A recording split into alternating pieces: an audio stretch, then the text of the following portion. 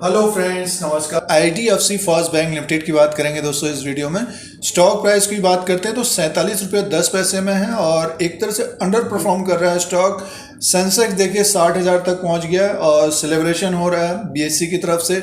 Nifty 18,000 की तरफ बढ़ रहा है और बैंक निफ्टी की बात करते हैं 38,000 की तरफ है। इंडेक्स जैसे कि नया हाई बना रहे हैं, तो आगे किस तरह का ये कारोबार कर सकता है उसको हम चार्ट पैटर्न के अनुसार बात करेंगे।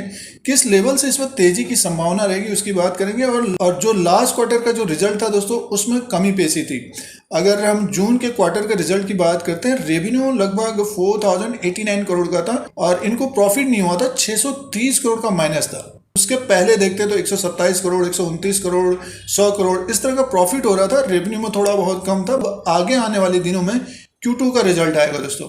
अब देखना पड़ेगा कि Q2 के रिजल्ट में क्या होता है, कितना प्रावधान होता है, और उम्मीद यह है कि एक अच्छा रिजल्ट पेश करना चाहिए।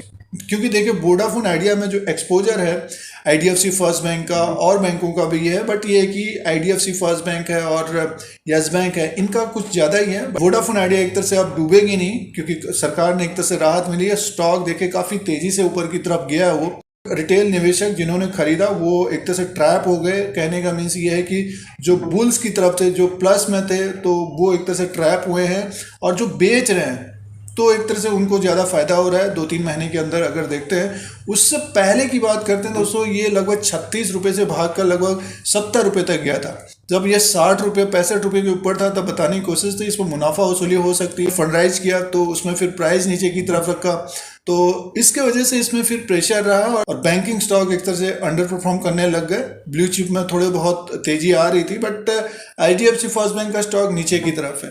अब डिपेंड करता है कि Q2 का रिजल्ट किस तरह का रहता है, कितना प्रावधान होता है, प्रॉफिट कितना आता है।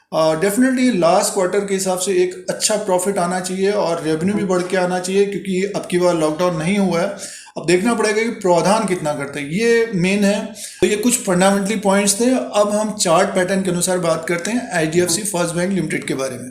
दोस्तों वीडियो आपके मतलब का है तो लाइक का बटन जरूर दबाएं। आईडीएफसी फर्स्ट बैंक लिमिटेड का चार्ट लगा हुआ है। अगर हम चार्ट को देखते हैं तो स्टॉक देखिए एक तरह से अंडर परफॉर्म कर रहा है, बेयरिश मोड में है।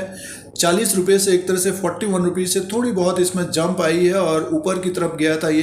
अगर आप ट्रेड करते हो 51 रुपया 60 पैसा इसने हाई किया है। और उससे पहले अगर हम बात करें तो ये जून के स्टार्टिंग में ये ऊपर की तरफ गया था 62 रुपये में।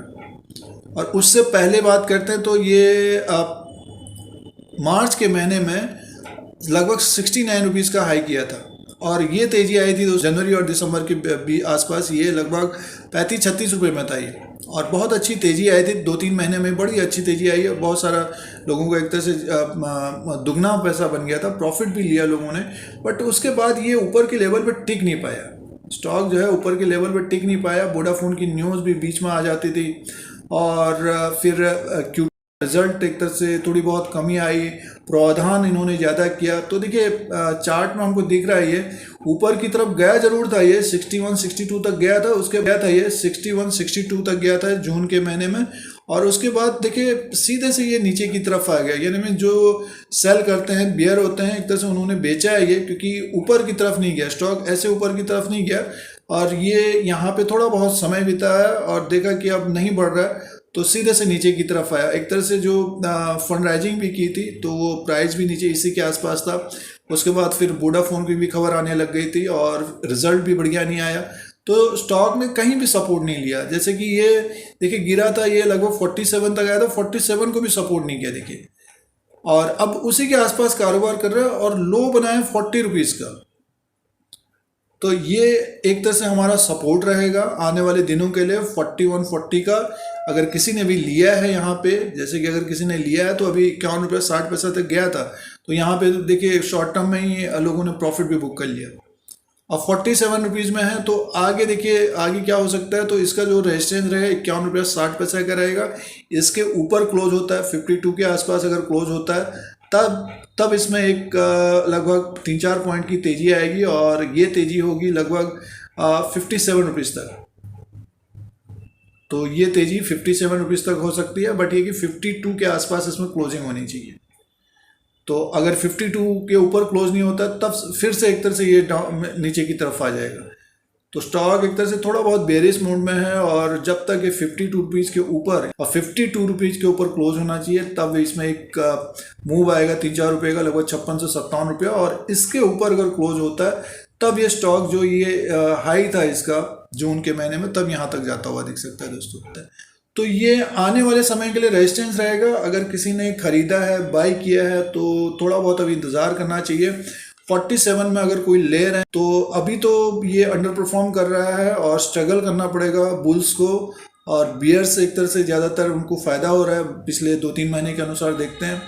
तो ये रेजिस्टेंस है और सपोर्ट ये है। अगर दूसरा इंडिकेटर देखते हैं तो देखिए एक तरह से ओवरसोल्ड हो गया था, इसने जंप किया 51.60 तक और देखिए एक तरह से प्रॉफिट बुकिंग की है और डाउन ट्रेंड में। तो ये रेजिस्टेंस और सपोर्ट की बात है। अगर कोई ट्रेड कर रहे हैं तो 2-3% के स्टॉप लॉस के साथ इसमें ट्रेड करना चाहिए। और पोजिशनली कोई ट्रेड कर रहे हैं तो 45 रुपये का स्टॉप लॉस के साथ 2 रुपये नीचे एक तरह से स्टॉप लॉस के साथ इसमें बने रहना चाहिए। जो एक तरह से ट्रैप हुए हैं तो उनको समय देना पड़ेगा दोस्तों। तो ये IDFC फर्स्ट बैंक का जो प्रेजेंट टाइम का जो चार्ट बना हुआ उसके अनुसार है, पिछले 5-6 महीने के अनुसार।